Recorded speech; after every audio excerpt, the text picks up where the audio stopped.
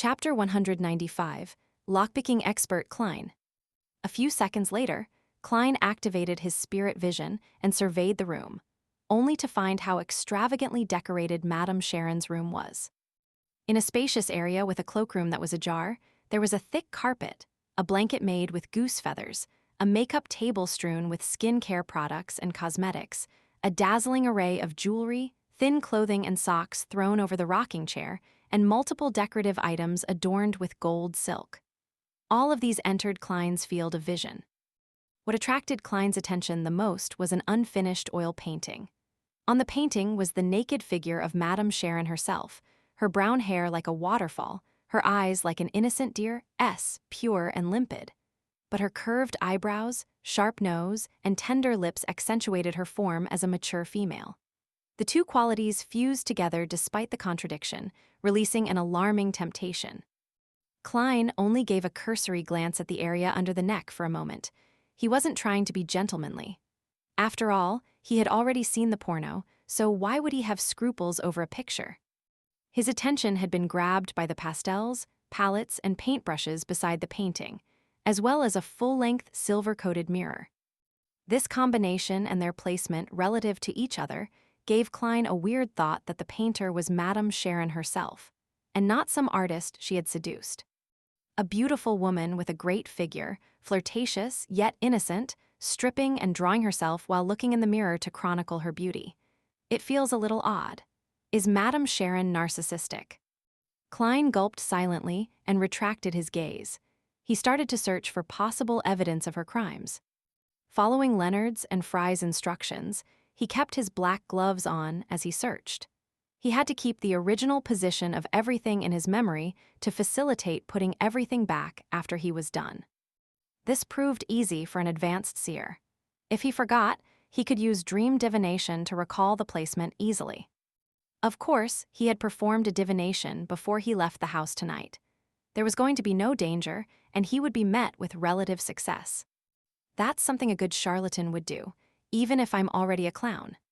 Klein lampooned himself. He spent 20 minutes searching Madame Sharon's room, but he didn't find anything noteworthy, nor did he see any light emitted by spirituality. Finally, he stopped before a safe in the corner of the room. The steel safe was a meter tall, thick, and heavy. It gave the impression that it was unusually sturdy, as if it could only be opened using explosives. This sure is a characteristic of the age of steam. There must be complicated machinery within the safe. Klein tried to open the safe, but failed miserably. He left the safe for last. He took off his left glove and unwound the topaz dangling on his left wrist. Grabbing the silver chain and allowing the pendulum to fall, Klein dispelled the excitement that the fragrance in the room gave him and entered a state of cogitation. His eyes turned dark as he chanted to himself, "There is a secret room or hidden partition in this room. There is a secret room or hidden partition in this room." After reciting it 7 times, Klein's eyes regained their normal color. He looked at the dangling topaz, which was turning counterclockwise. It was a negative result. Klein nodded slightly and left Madame Sharon's room. According to the process from before, he went through the study, the living room, the greenhouse, and other parts of the house, but he didn't find any clues of value. He didn't use dowsing rod seeking, since he didn't exactly know what he was looking for. Klein took out his silver pocket watch and gave it a look. He confirmed the time before returning to Madame Sharon's bedroom. Carefully closing the wooden door, Klein took out the silver dagger used for rituals and released his spirituality, allowing it to fuse with the powers of nature and seal the room. He was going to summon himself. He was going to go through the safe using his spirit and check the things inside. Grandpa doesn't need to know how to lockpick, Klein proclaimed in Mandarin. The process was simple since he was praying to himself. He didn't have to be too particular. Klein took out a candle infused with sandalwood and ignited it using his spirituality. That was going to be his altar. I summon in my name. The fool that doesn't belong to this era, the mysterious ruler above the gray fog, the king of yellow and black who wields good luck. The incantation reverberated around Madame Sharon's bedroom. Klein's spirituality poured out from within him, gently fusing with the candle flame to become a gray, palm-sized veil of light. He then took 4 steps counterclockwise, made his way through the mad ravings, and into the world above the gray fog. He saw the door of summoning appear behind the seat of honor at the ancient long table. Klein was about to react when he froze. I should perform a divination to see if I can discover any clues since I'm already here. Here, as well as removing any interference, my powers are also significantly boosted. Also, because of where I am now, performing a divination is akin to using an object Madame Sharon brings around with her every day. He sat down and conjured a fountain pen and goatskin. What should I divine? Klein slipped into deep thought. Is there anything wrong with Madame Sharon? No, everyone makes mistakes. There would be something wrong with anyone. Is Madame Sharon involved in a crime? No, that's not narrow enough either. As a famous socialite tied to the political sphere, it's natural that she would be associated with something dirty yet cannot be convicted for. Also, what is the definition of a crime anyway? The laws of the Lone Kingdom, or the laws of the Intis Republic, or is it up to me to decide? Despite his many thoughts, Klein didn't want to delay it any further. After all, his physical body was still in the real world. Thus, he decided to confirm the past few divinations he did regarding the incident. He picked up the pen, and, without writing, he conjured a divination statement on the goatskin before him. John Maynard's death was due to supernatural influences.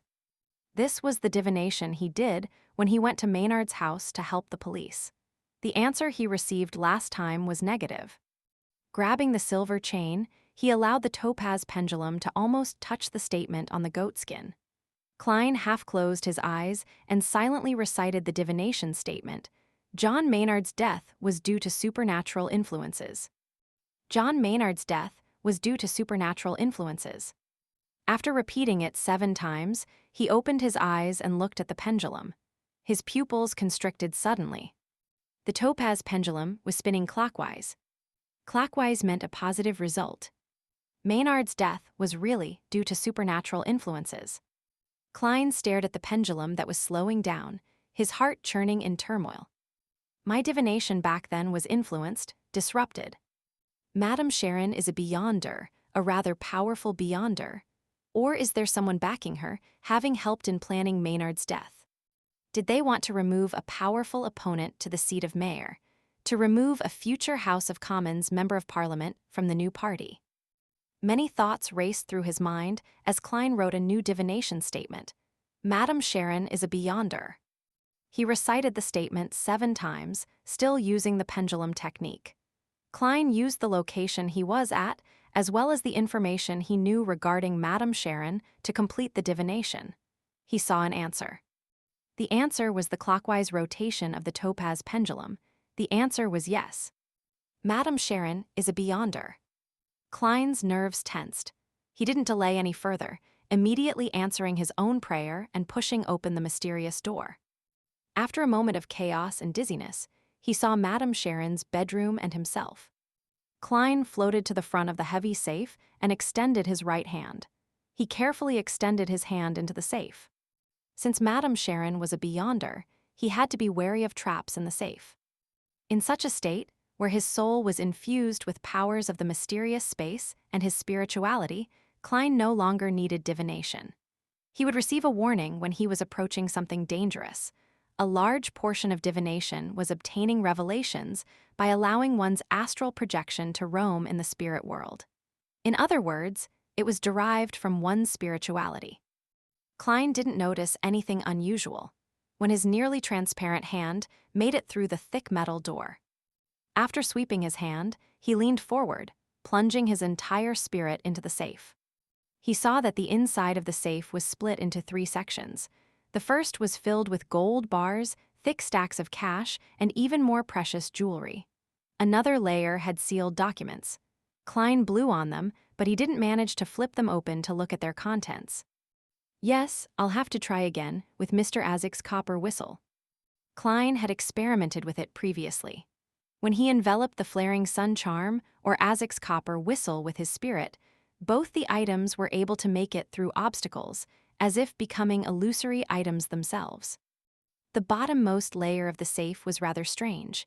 There was only a black and white photo there. On the photo was a suave young man. Madame Sharon's past lover?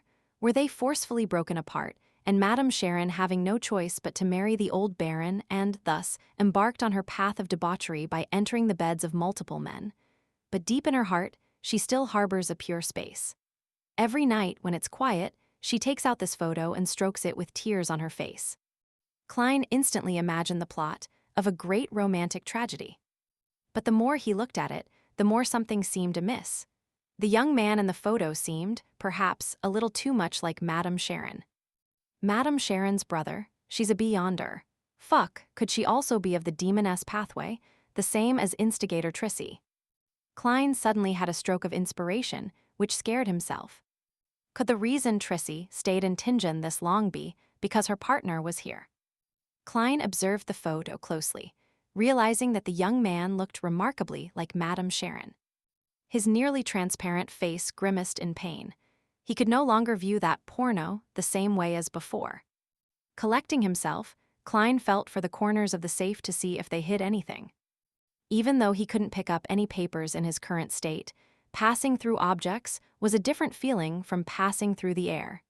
The feeling was also different when passing through objects of different densities. In his search, Klein suddenly froze.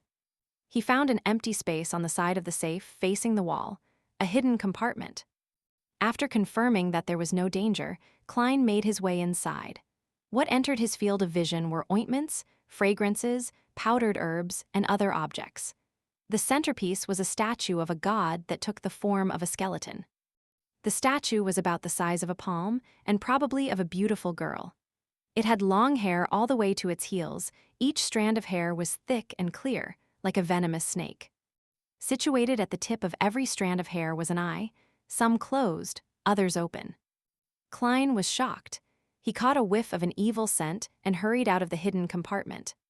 He now understood why his divination for any secret rooms or partitions in the room had failed.